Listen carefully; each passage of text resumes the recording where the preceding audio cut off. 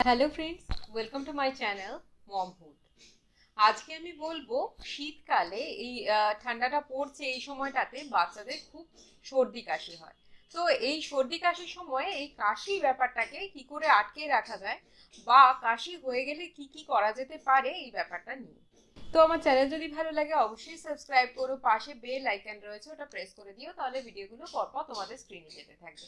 তাছাড়া ভিডিও ভালো লাগলে লাইক আর শেয়ার করো। তো কাশির ব্যাপারে প্রথমেই বলবো অনেকগুলো কারণে কাশি হয়, তো কাশির কারণটা আমাদের আগে জানতে হবে। প্রথমেই বলবো কি কি কারণে কাশি হতে পারে।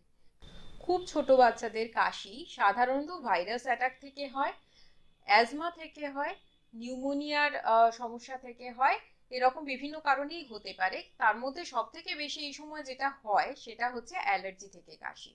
তো এই সমস্ত কারণগুলো আগে দেখতে হবে যে কোন কারণে কাশি হচ্ছে বাচ্চার, তো সেইভাবে আমরা কিন্তু বাচ্চাকে হেল্প করতে পারি। আর একেবারে খুব কম কাশি হচ্ছে, কোনো সেরকম আর কোনো অসুবিধে নেই দেখলে মোটামুটি বাড়িতে ওর 3-4 দিন দেখা যেতে পারে। তবে অবশ্যই কাশির সাথে যদি জ্বর থাকে বা বমি হচ্ছে এরকম হয় বা সেন্সলেস হয়ে যাচ্ছে বাচ্চা বা এরকম কোনো বেশি সমস্যা, শ্বাসকষ্ট হচ্ছে, তখন কিন্তু অবশ্যই সঙ্গে সঙ্গে ডাক্তারের কাছে নিয়ে যেতে হবে। তখন কিন্তু একেবারেই দেরি করা চলবে না।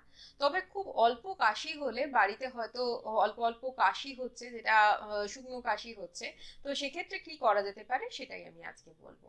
আর যেটা হয় সেটা হচ্ছে 2 সপ্তাহের বেশি যে কোনো কাশি থাকলে অবশ্যই ডাক্তারের পরামর্শ নেবে, কোনোদিন ফেলে রাখবে। কাশি নিচের বাচ্চাদের সাধারণত কাশিটা হয় ভাইরাসের অ্যাটাক থেকে।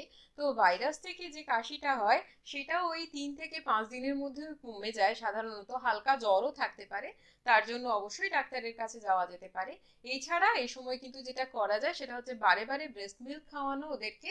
তাতে কিন্তু অনেকটা ওদের হেল্প হয়ে যায়, কারণ ওদের কাশিটা গলাটাতে তো শুকনো ভাব চলে আসে, সেটা ঠিকঠাক হলে অনেকটা ওদের কাশিটা কমে যায়। তো বারে বারে ওদেরকে ব্রেস্ট মিল্ক খাওয়ানো। তাছাড়া যেটা বলবো, ওদের ঘরে প্রপারলি যাতে আলোটা প্রবেশ করছে, মানে রোদ্দুর আসছে, খুব ভালোভাবে রোদ্দুর আসছে বা ঘরটা গরম থাকছে শীতকালে, সেইভাবে মেনটেন করলে কিন্তু ওদের কাশিটা অনেকভাবে আটকানো যায়। এইবার বলবো সমস্ত বাচ্চাদের ক্ষেত্রেই কিন্তু, মানে যারা একটু বড় হয়ে গিয়েছে 6 মাসের থেকে, তাদের জন্য অবশ্যই বলবো। দ্বিতীয়ত আমি যে ব্যাপারটা বলতে চাইছি যে জল আর তরল বেশি করে খাওয়ানো, জুস, স্যুপ এই সমস্ত কিছু বারে বারে দেওয়া যেতে পারে। আর যারা ফর্মুলা মিল্ক খাচ্ছে তারা ফর্মুলা মিল্ক, যারা ব্রেস্ট মিল্ক খাচ্ছে তারা ব্রেস্ট মিল্ক অবশ্যই বারে বারে বারে বারে খেতে পারে। তার জন্য কি হবে, কাশিটা কিন্তু বেশ কিছু ক্ষেত্রে কমে যায়। তৃতীয়ত বলবো নাকের ন্যাজাল ড্রপ। ন্যাজাল ড্রপ যেটা বলা হচ্ছে, একেবারে ছোট বাচ্চাদের জন্য কিন্তু স্যালাইন ওয়াটার ন্যাজাল ড্রপ পাওয়া যায়। ওই ন্যাজাল ড্রপটা ছাড়া কিন্তু অন্য ন্যাজাল ড্রপ, বড়দের ন্যাজাল ড্রপ কখনো বাচ্চাদের জন্য ব্যবহার করা যায় না, এটা খুব ক্ষতিকর হয়ে যায়।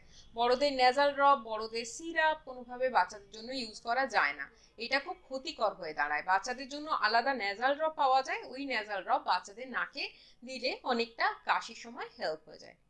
এরপরে বলবো রুমটা ঠিকঠাক ভাবে মেনটেন করা। যেই রুমে তুমি বাচ্চাকে রেখেছো বা যেই ঘরটার মধ্যে তুমি বাচ্চাকে রেখেছো, সেই ঘরটাতে কিন্তু যথেষ্ট আলো হাওয়া যাতায়াত করতে হবে।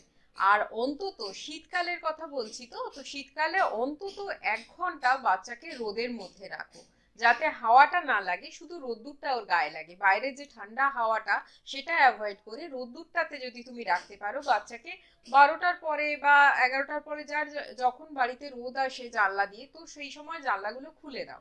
তাতে কি হবে, পুরো রোদ্দুরটা ভেতরে চলে আসবে। আর তারপরে আস্তে আস্তে জানলাগুলো বন্ধ করে দাও, অন্তত 1 ঘন্টা এই ব্যাপারটা রোদটাকে আসতে দাও ভেতরে। আর কোনোভাবে ধুলো ময়লা এইগুলোকে আটকাতে হবে। ধুলো ময়লা থেকে যে কাশিটা হয়, অ্যালার্জির কাশি, এটা সব থেকে বেশি হয় এই সময়টাতে। তো ধুলো ময়লা আটকানো। আরো একটা খুব ইম্পর্টেন্ট ব্যাপার যেটা বলবো, যে যে কোনো রকম ধোঁয়া থেকে, ধুলো তো বাদ দিলাম, ধুলো থেকে তো আটকাতেই হবে। যে কোনো রকম ধোঁয়া থেকে, যেমন ধূপের ধোঁয়া, সিগারেটের ধোঁয়া বা মশার কয়েলের ধোঁয়া বা রান্নার ধোঁয়া বা ধূপ জ্বালানোর ধোঁয়া, সমস্তই কিন্তু সমানভাবে ক্ষতিকারক। তো এইগুলো থেকে বাচ্চাকে কিন্তু সব সময় দূরে রাখতে হবে। কোনো সময় মশা মারার জন্য যদি স্প্রে দিতে হয় রুমে, তো ঘরের মধ্যে থেকে বাচ্চাকে বাইরে নিয়ে যেতে হবে। আধা ঘন্টা পরে স্প্রে যখন কাজ শেষ হয়ে যাবে, যখন পুরো ঘরটা পরিষ্কার হয়ে যাবে, তারপরে কিন্তু কোনো যাতে গন্ধ না থাকে, তারপরে গিয়ে বাচ্চাকে ঘরে আনা যাবে। আর এখানে বলবো অ্যালার্জির জন্য আরো একটা জিনিস খুব ভালো কাজ করে, সেটা হচ্ছে প্রতিদিন স্নান করানো। বাচ্চাকে যদি প্রতিদিন স্নান করানো যায় তাহলে কিন্তু বাচ্চার পরিষ্কার থাকার ব্যাপারটা তৈরি হয় বা অভ্যেসটাও তৈরি হয়। বাচ্চার পরিষ্কার থাকাটা কিন্তু ভীষণ রকম দরকার। তো এই সময় ও পরিষ্কার থাকে, এর থেকে কিন্তু আমরা অ্যালার্জিটাও আটকাতে পারি। কারণ ওদের জিনিসপত্র কাচা, ওদের জিনিসপত্র পরিষ্কার করা, ওর বিছানা পরিষ্কার করা, ওর জামা কাপড় প্রতিদিন পরিষ্কার করা, ওর পাশের জিনিসপত্র পরিষ্কার রাখা, এটা কিন্তু ওর অ্যালার্জিটাকে ভালোভাবে আটকে দেয়। তো তার জন্য কাশি যে ব্যাপারটা হয়ে থাকে সেটা কিন্তু আটকানো যেতে পারে। তো আমার চ্যানেল যদি ভালো লাগে অবশ্যই সাবস্ক্রাইব করো, পাশে বেল আইকন রয়েছে ওটা প্রেস করে দিও, তাহলে ভিডিওগুলো পরপর তোমাদের স্ক্রিনে যেতে থাকবে। তাছাড়া ভিডিও ভালো লাগলে লাইক আর শেয়ার করো।